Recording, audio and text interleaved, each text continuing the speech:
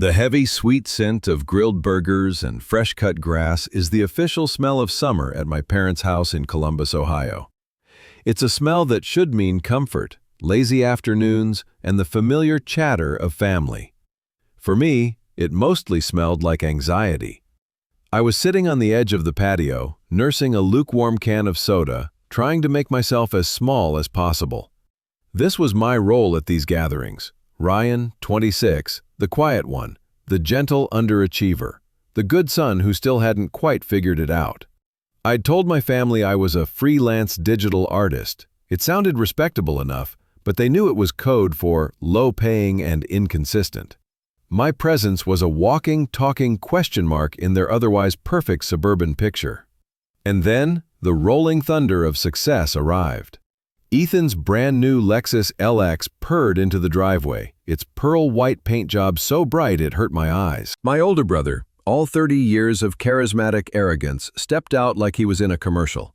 He wore a crisp polo shirt that probably cost more than my weekly grocery budget and a watch that gleamed with self-satisfaction. "The king has arrived," my dad David boomed, his voice full of a pride he reserved exclusively for Ethan. My mom, Susan, rushed over to hug him, her face lit up. "Oh, Ethan, it's gorgeous. You work so hard, you deserve it." I got a nod from across the yard. "Hey, Ryan, still driving that piece of history?" Ethan called out, gesturing with his chin toward the street where my car was parked. My 2004 Toyota Camry wasn't a piece of history, it was a fossil. Its once silver paint had faded to a dull gray, with rust blooming like orange moss over the wheel wells. A spider web of cracks decorated the windshield from a stray rock on I-71 2 years ago. I'd named it the Millennium Falcon, a joke that felt less funny with each passing year. For the next hour, I was just part of the audience for The Ethan Show. He held court by the grill, flipping steaks with one hand and holding his phone in the other, showing everyone pictures from his recent, spontaneous trip to Maui. He talked about closing a deal on $1 million property in Dublin, about the commission check that made him lightheaded, about the importance of projecting success to attract success. With every word, I could feel my parents' gazes flickering between us. Ethan was the finished portrait, framed in gold. I was the rough, smudged pencil sketch they kept hoping would eventually turn into something. "You know, Rye, you should really think about getting into real estate," Ethan said, clapping me on the shoulder a little too hard. "It's all about the hustle. You just gotta have the drive. No offense, but that whole artsy thing, it's not really gonna pay the bills, is it?" I just shrugged, taking a sip of my soda. "I'm doing okay," I mumbled, the lie feeling thin and pathetic in the air between us.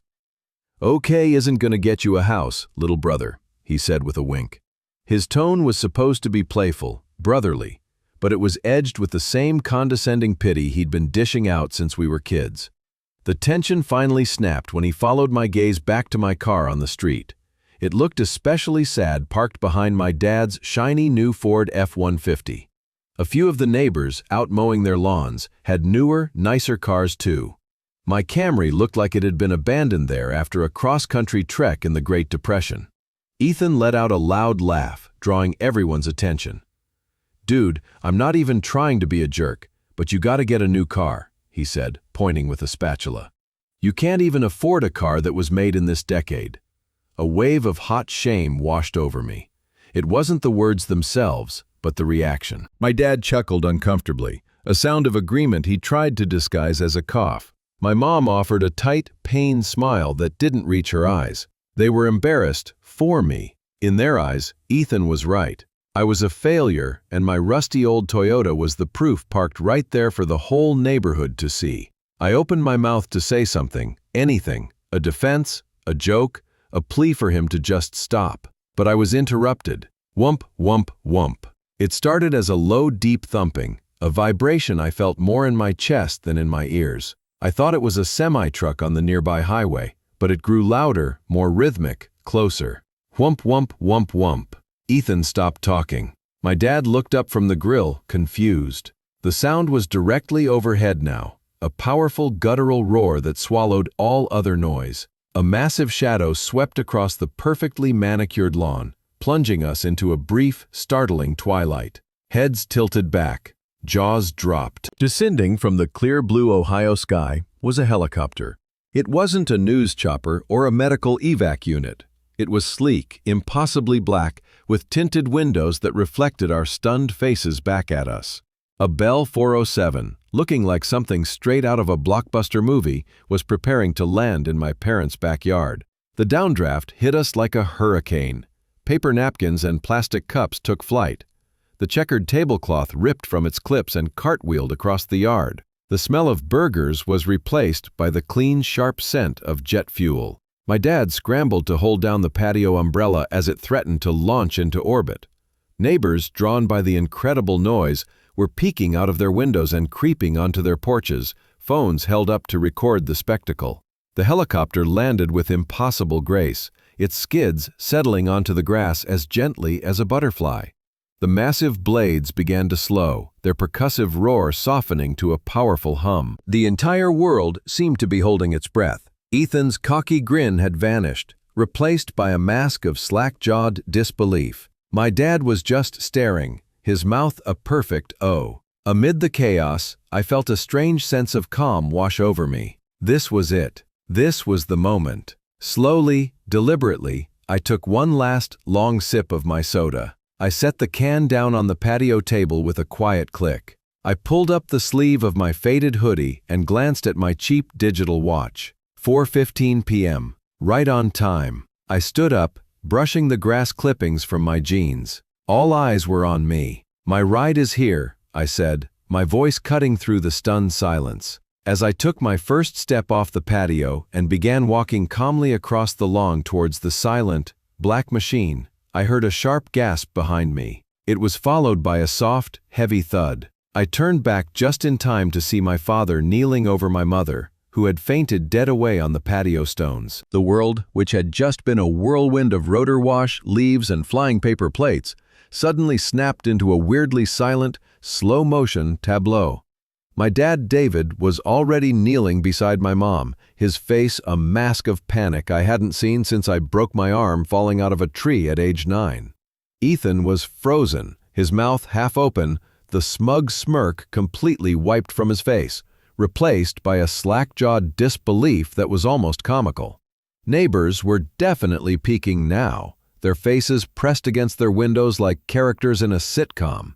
And in the middle of it all, the sleek, black helicopter sat on our lawn like some alien artifact, its blades slowly winding down with a final, lazy whump, whump, whump.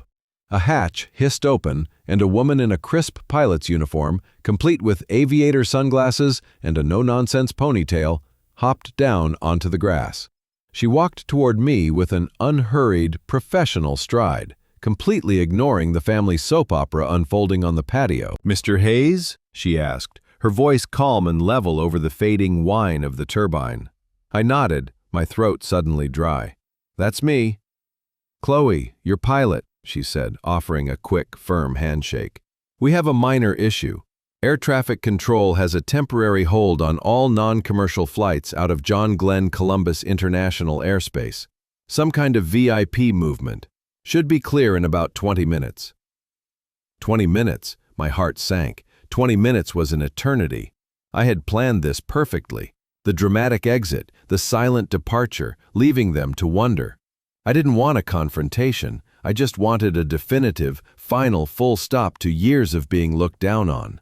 But now I was trapped in the middle of the blast crater I had just created. "Okay," I managed to say, my voice sounding strained. "Thanks for the heads up, Chloe." She just gave a curt nod. "I'll be in the cockpit. Just give me a wave when you're ready." She turned and headed back to her machine, leaving me to face the music. The second she was out of earshot, the spell broke. "Ryan, what in the world is going on?" My dad demanded, looking up from where he was gently fanning my mom's face with a barbecue napkin. Mom was already stirring, her eyelids fluttering.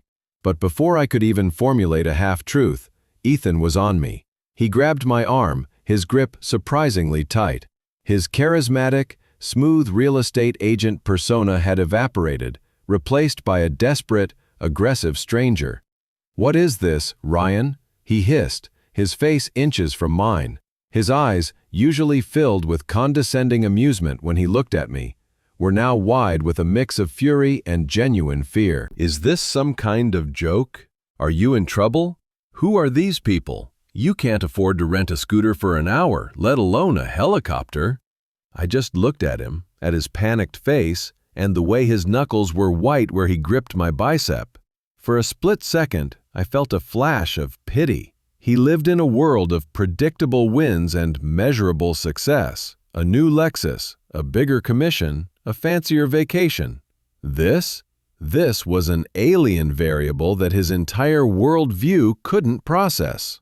"It's for a work project, Ethan," I said, my voice deliberately flat. I pulled my arm from his grasp. "A work project?" he repeated, his voice rising to a near shout. "A work project doesn't involve a private helicopter landing in Mom and Dad's backyard in the middle of a Sunday barbecue. What kind of freelance digital art are you doing? Are you mixed up with some bad people? Is someone making you do this?" My mom groaned and sat up, her hand flying to her head. "Oh, David, I feel dizzy." "Ryan, baby, what's happening?" Her eyes darted from my face to the helicopter and back again, filling with sheer terror. "Ethan's right. Are you being threatened? Is this a warning?" Her words hit me harder than Ethan's anger. That was their default setting. Not that I could have possibly achieved something, but that I must have stumbled into some terrible mess and was too incompetent to get myself out. The gentle underachiever, the family charity case, had finally gotten in over his head. "Nobody is threatening me," I said, trying to keep my voice even. "Everything's fine. It's complicated." "Complicated is what people say when they're about to end up in witness protection," Ethan shot back. He started pacing the patio, running his hands through his perfectly styled hair, messing it up. He was spiraling, and he was taking my parents with him. "I knew it. I knew something was off with you. All that time spent locked in your room clicking away on that computer. I thought you were just wasting your life." He stopped and pointed an accusatory finger at me. "What have you done?" I didn't answer. I just watched him, this man who shared my blood but didn't know me at all. And in my silence, his paranoia bloomed. He pulled out his phone and walked to the far end of the yard, near the fence, his back to me. I could hear his muffled, frantic voice. "Yeah, Mark, it's Ethan. Hey, sorry to bother you on a Sunday, man. Listen, I have a weird and probably stupid question. Could you run a name for me? Just a quick, informal check? See if there are any flags, any warrants, anything." A pause. "The name is Ryan Hayes. Yeah, Hayes. My brother." I felt a cold knot form in my stomach. He was calling his cop friend to run my name, his own brother. The absurdity of it was staggering. He'd rather believe I was a criminal than a success. While he was on the phone, my mom, now sitting in a patio chair with my dad hovering over her, began to connect her own dots. Her voice was a shaky whisper, but I heard every word. "David, I think I know. It makes a strange kind of sense now," she said, her hands trembling. "The phone calls. For the past few months, he'd take these calls in his room and close the door. I could hear him through the wall sometimes. He'd be talking in this code." My dad frowned. "Code? What are you talking about, Susan?" He kept saying things like, "We need to patch the back-end vulnerabilities before the alpha goes gold," and "The server maintenance is causing too much latency during beta testing." I asked him about it once, and he just said it was for that little IT gig he had. I thought it was just technical nonsense, you know? Like he was trying to sound important. Her voice broke. What if it wasn't nonsense? What if beta testing meant, I don't know, testing a delivery route? And server maintenance, dear heavens, what if that was a code for dealing with problems? My little IT gig. The crushing weight of their low expectations felt suffocating. They'd constructed this entire elaborate fantasy of me being some low-level mule for a dangerous organization, all because the reality of me being capable was too far-fetched for them to even consider. Ethan strode back over, his face pale. "He's clean," he muttered, more to himself than to me. "No flags, nothing." This didn't reassure him, it only made him more agitated. and absence of evidence wasn't evidence of absence. To him it just meant I was involved in something so high level it was off the books. Then his eyes darted to my back pocket where my wallet was. I was sitting on the edge of a planter box trying to look relaxed, and he saw his opportunity. "Hey Rye, you got a bug on your back," he said, his voice suddenly casual. It was such a clumsy, obvious ploy. I knew exactly what he was going to do. Part of me wanted to swat his hand away and call him out, but the other, more tired part of me just let it happen. As he brushed at my shoulder with one hand, his other hand expertly slid my worn leather wallet from my pocket. He thought he was being slick. He stepped away and flipped it open, his back turned slightly. I watched his shoulders slump in disappointment. What did he expect to find? A black credit card with no name on it? A coded message on a slip of paper? He saw exactly what was in there. My driver's license, a $5 bill and a couple of ones, and my standard debit card from a run-of-the-mill national bank. There was nothing. No clues. No answers. He shoved the wallet back at me, his face a storm of confusion. "So, you win the lottery, is that it? And you didn't tell us?" "I didn't win the lottery, Ethan." The 20 minutes felt like 20 years. The air was thick with mistrust, my family staring at me as if I were a ticking bomb. They had formed a silent circle, their shared narrative trapping me at its center. I wasn't their son or their brother anymore. I was a problem to be solved, a danger to be contained. The hurt was a physical ache in my chest, sharp and relentless. All I wanted was to get in that helicopter and fly away. But Chloe was still in the cockpit, patiently waiting for a signal from a tower miles away, leaving me stranded in the wreckage of my family's faith in me. Chloe, the pilot, caught my eye from the cockpit door. She gave a single, almost imperceptible nod. The delay was over. The engines, which had idled down to a deep, resonant hum, began to spool up again, the pitch rising, the power coiling. It was time to go. The wind kicked up once more, a playful swirl that now felt like an impatient summons. I took a final, slow sip of my soda, setting the can down on the wrought iron table with a soft click that seemed to echo in the tense quiet. "Well, guess that's me," I said to no one in particular, my voice sounding unnaturally calm even to my own ears. I took the first step off the patio and onto the lawn, the grass cool and soft under my worn-out sneakers. I'd made it about 10 feet when a hand clamped down on my chest, stopping me dead. It was Ethan. His face, usually a mask of smug amusement, was now pale and twisted with a mix of fear and rage. The real estate shark was gone, replaced by a scared, cornered animal. "You're not going anywhere," he snarled, his voice low and tight. "You're not getting in that thing until you tell us what the heck is going on." "What is this, Ryan? Are you in some kind of trouble?" He glanced back at our parents. Dad was still fanning Mom's face with a paper plate, her eyes fluttering open, and his voice dropped to a conspiratorial whisper, his grip tightening on my shirt. "Who are these people? Did you do something stupid? We're your family. We're trying to protect you." That was it. That was the line. Protect me. The absurdity of it, the colossal, condescending irony, broke something inside me that had been cracking for years. All the little jabs, the gentle criticisms, the worried sighs, the open favoritism, it all coalesced into a single point of cold, crystalline clarity. I looked from his frantic eyes to his hand on my chest, then back to his face. A profound wave of disappointment washed over me, so heavy it felt like exhaustion. "Protect me?" I said, my voice quiet, but carrying over the rising whine of the turbine. "Or judge me?"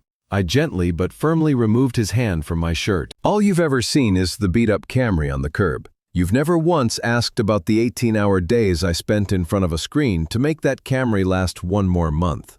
Ethan blinked, thrown by my tone. He expected yelling, denial, maybe even a confession. He didn't expect this weary sadness. "What are you talking about? Your little art projects?" I didn't answer him.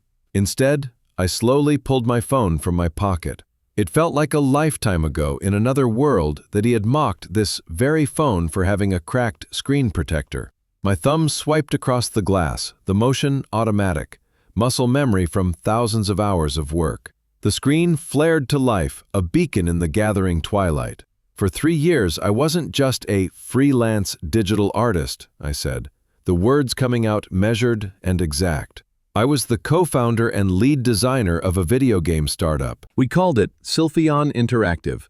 We've been in stealth mode, under the radar, on purpose. Ethan let out a short, incredulous laugh.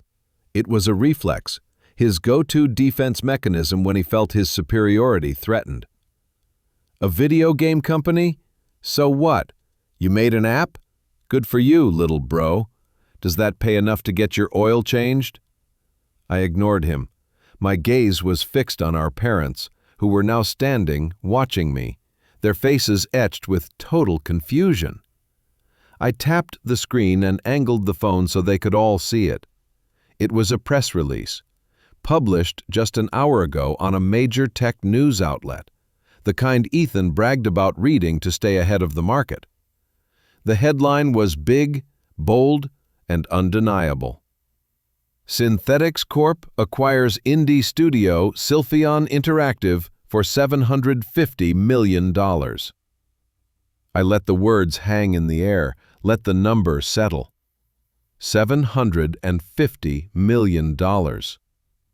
I watched the color drain from Ethan's face. His jaw went slack, the condescending smirk melting into a grotesque mask of shock. Dad's hand, which had been on Mom's shoulder, dropped to his side. Mom just stared, her eyes wide with a horror that was slowly, painfully, turning into a different kind of realization. I lowered the phone. The game I designed, Project Chimera, hit 10 million active users last month, I continued, my voice still level, almost robotic. I was just reporting the facts now, building the world they refused to see. This helicopter isn't mine. There's no big mystery. It's a corporate transport.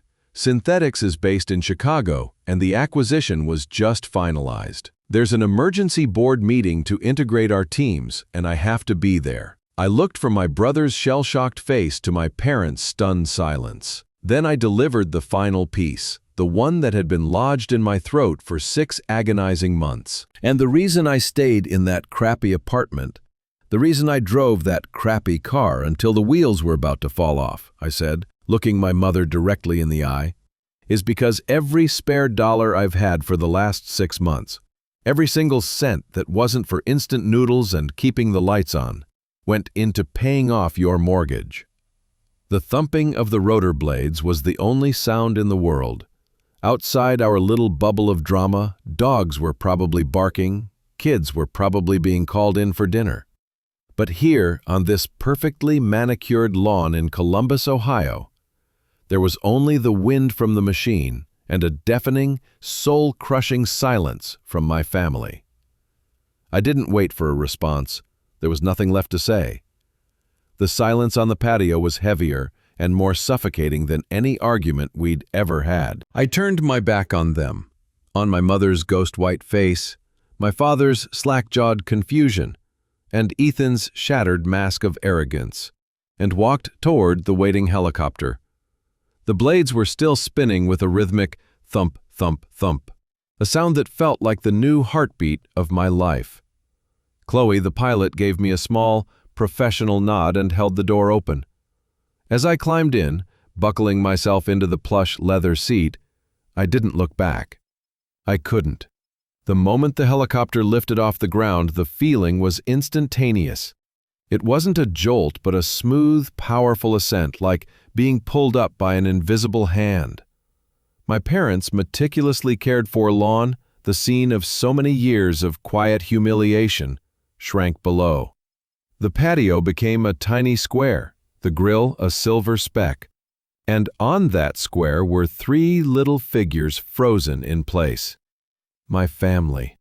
I watched them get smaller and smaller until they were just blurry shapes in the neat grid of our suburban neighborhood, an entire lifetime of being looked down upon, and now I was literally looking down on them.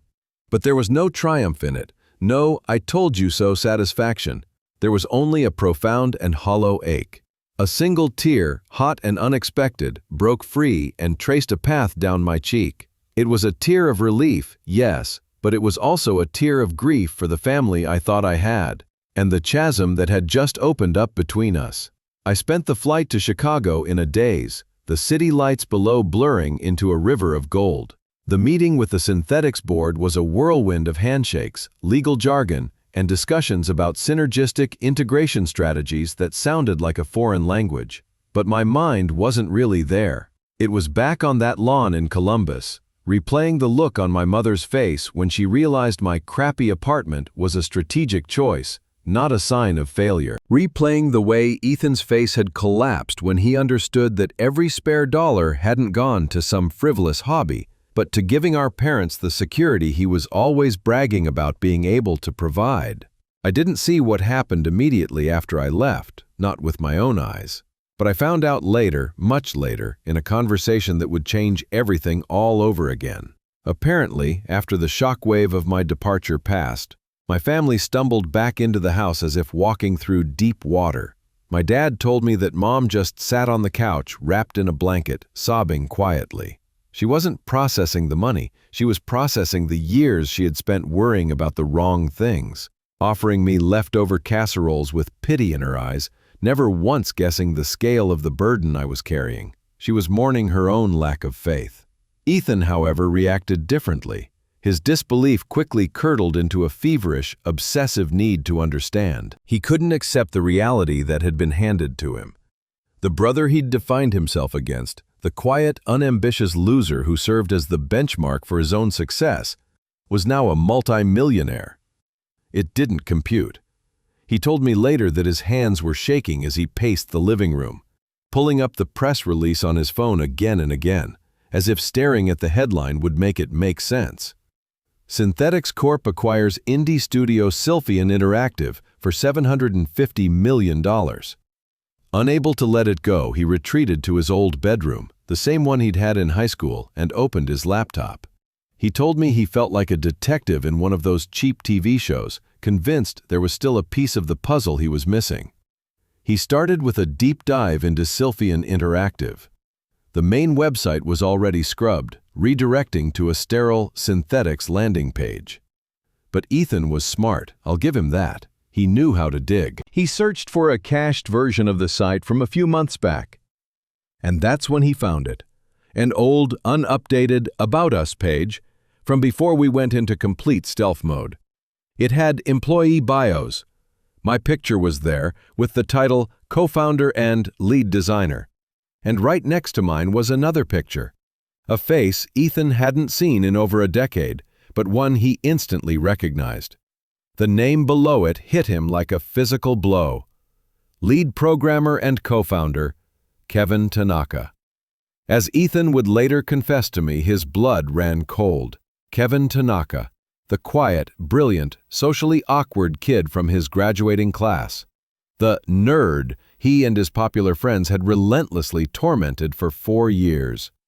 The guy Ethan had shoved into lockers, whose homework he'd mocked. The one he'd made a point of excluding from every party and social event. He remembered calling Kevin a nobody at their 10-year reunion, a kid who'd never amount to anything because he spent all his time coding in his basement. And there it was, the final, crushing piece of the puzzle snapped into place. I hadn't just succeeded, I had built an empire, our empire, with the very person he had spent his youth trying to tear down. The foundation of my incomprehensible new life wasn't just my own hard work. It was a partnership with the one person Ethan had written off as worthless. In that moment, staring at the screen in his childhood bedroom, the entire narrative of his life, his own carefully constructed sense of superiority, didn't just crack. It completely disintegrated. The week I spent in Chicago felt like a year in another man's life. The city was a blur of glass-walled boardrooms, catered lunches I didn't taste, and the constant, low-level hum of lawyers and executives speaking a language of finance I was only just beginning to learn. I was no longer just Ryan, the freelance digital artist. I was Ryan, the co-founder of Sylphian Interactive, a newly minted division of Synthetics Corp., a multi-millionaire on paper. It all felt like a video game I was playing, watching my character level up in real time, but I couldn't quite connect with the person holding the controller. The helicopter ride back to a private airfield outside Columbus was a lot quieter than the ride out. This time, I was alone. There was no panicked father, no fainting mother, no brother whose face was a mask of furious confusion. There was just the chop, chop, chop of the blades against the sky and the sprawling patchwork of Ohio farmland below. It gave me too much time to think about every condescending joke, every worried glance from my parents, every time I had to bite my tongue and just smile when Ethan flaunted his latest commission check. My sacrifice, paying off their mortgage, was meant as an act of pure love. But in the silence of the flight, I had to admit to a sliver of something else, a deep, profound need to prove them all wrong. Instead of my beat-up 2004 Camry, a sleek, pearl-white Tesla Model 3 was waiting for me at the airfield, a corporate perk. Sliding into the driver's seat felt strange. The interior smelled of new, clean materials, not the faint, lingering scent of old coffee and stale fast food from my Camry. There was no key, just a card. No rumbling engine, just a soft, futuristic whir as I pulled out onto the highway. The silence was unnerving. For 3 years, the rattling and groaning of my old car had been the soundtrack to my struggle.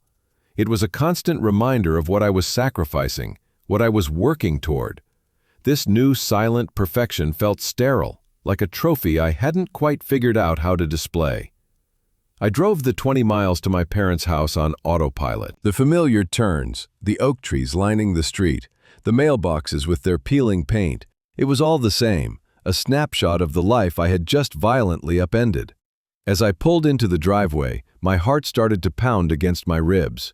I saw him immediately. Ethan was sitting on the top step of the porch, the same porch where we'd learned to ride bikes, and where he'd given me a noogie on my 10th birthday. But this wasn't the Ethan from the BBQ. The arrogant swagger was gone, melted away. He wore a simple gray t-shirt and jeans, not one of his tailored suits. His posture was slumped, his shoulders rounded, as if carrying an immense weight. He looked smaller, tired. He didn't look at the car as I pulled up. His gaze was fixed on the wooden planks between his feet. I turned off the car, the silence returning, heavy and absolute. The click of my door opening sounded like a gunshot in the quiet afternoon. I walked slowly up the cracked concrete path, each step feeling momentous. The air was thick with the late summer humidity and years of unspoken words. He finally looked up as my shadow fell over him. His eyes were red-rimmed, and his usually perfect hair was a mess. It looked like he hadn't slept in a week. He didn't say anything. He just watched me as I came to a stop at the bottom of the steps. I waited, my hand gripping the cool metal of the railing. He started, his voice a dry rasp.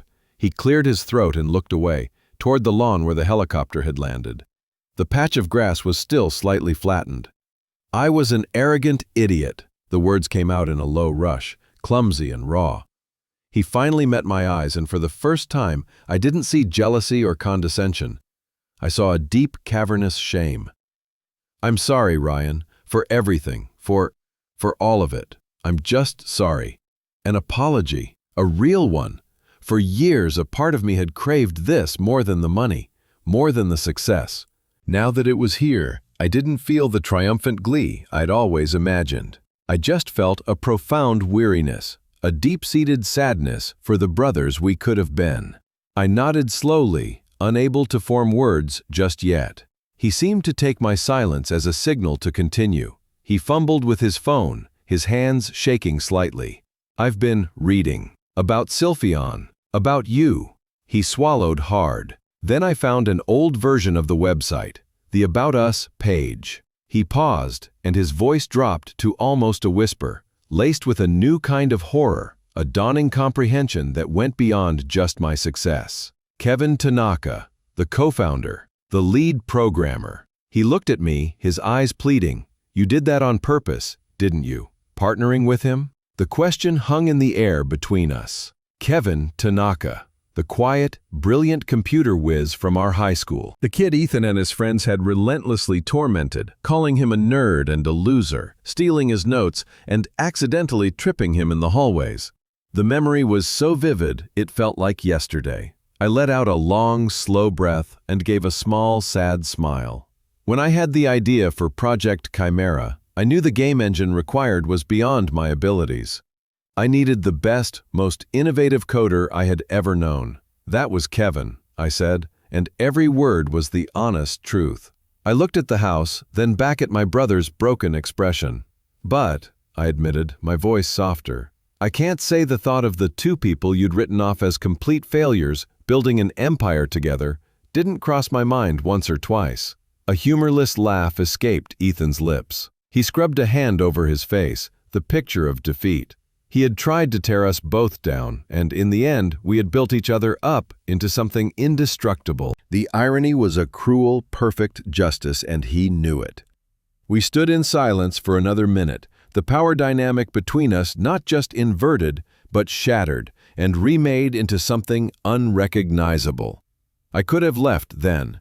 I could have gotten back in my silent, expensive car and driven out of his life, leaving him on that porch to grapple with his shame forever. But looking at him, truly looking at him, I didn't see the monster of my memories. I saw my brother, lost and humbled. I reached into the pocket of my jacket and pulled out a business card. It was thick, minimalistic, with a sleek new logo. Synthetics is restructuring Sylphion's marketing department completely, I said, my voice steady and professional. They're gutting the old team. They need aggressive, hungry people who know how to sell. I held the card out to him. It would be an entry-level position, a cubicle. You'd have to fly to Chicago for the interview, on your own dime. There would be no special treatment from me. You'd be just another applicant. He stared at the card as if it were a burning coal. Then, slowly, his fingers closed around the crisp rectangle of paper. He looked from the card to my face, and his expression was one I had never seen before. The awe, the shame, and the disbelief were all still there, but underneath them was something new, a flicker of raw, unvarnished respect. It was the first time in my entire life he wasn't looking down on his screw-up little brother or up at some untouchable tech mogul. He was just looking at me. Our relationship was broken, probably in more ways than I could count, but in that moment, holding that card, it felt like we finally had our first real chance to build it back. Brick by painful brick, on a new foundation of honesty.